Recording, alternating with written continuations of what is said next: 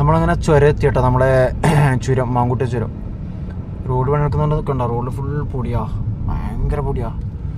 മെല്ലെ മെല്ലെ ഇങ്ങനെ ഇറങ്ങിയിട്ട് പോയെന്ന്. ഇപ്പം ഇറങ്ങാൻ തുടങ്ങിയിട്ടേ ഉള്ളൂ.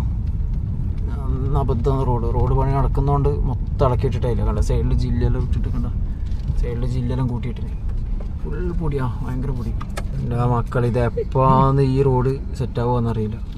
റോഡ് പണി തുടങ്ങിയിട്ട് അത്രയും ആയിട്ടുള്ളൂ എന്ന് തോന്നുന്നു എനിക്ക്. പക്ഷെ ഇത് നോക്കിയേ, മൊത്തം അബദ്ധത്തിലാണ്. ഇത് വരുന്ന മഴ എന്താ പറയുക, അതിന് മഴ കനക്കുന്നതിനുള്ളിൽ, ശക്താവുന്നതിൻ്റെ ഉള്ളിൽ ഇത് ചെയ്ത് തീർക്കണം. എന്താ പറയുന്നത് ഇവനെ? യാ അപ്പോൾ പെട്ടെന്ന് തീർക്കണം. ഇല്ലെങ്കിൽ എന്താ പറയുക, യാത്രക്കാർ വല്ലാത്തൊരവസ്ഥയിലേക്ക് പോകും.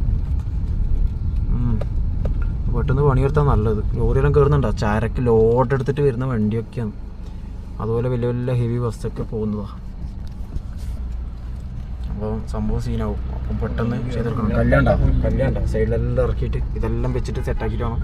പിന്നെ വീതി കൂട്ടുന്നുണ്ട്, റോഡിൻ്റെ വീതി കൂട്ടുന്നുണ്ട്. അതിനെല്ലാം വേണ്ടിക്കാണ് സെറ്റാക്കിയത്. പക്ഷേ റോഡെല്ലാം വളരെ അബദ്ധം. പെട്ടെന്ന് സെറ്റാക്കിയാൽ നല്ലത്. നമ്മളങ്ങനെ ചുരമിറങ്ങി കേട്ടോ. ഇത് കേരള കർണാടക ബോർഡർ.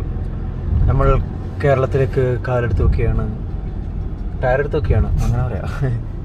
ഇതാ ചെക്ക് പോസ്റ്റ്, നമ്മുടെ കേരള ചെക്ക് പോസ്റ്റ്. അങ്ങനെ നമ്മൾ ഇരുട്ടി പോവാ. അങ്ങനെ തിരിച്ച് വീട്ടിലെത്തിയേട്ടാ. ഓക്കെ അതിനാ നെക്സ്റ്റ് കാണാം. അപ്പോൾ ബൈ ബൈ.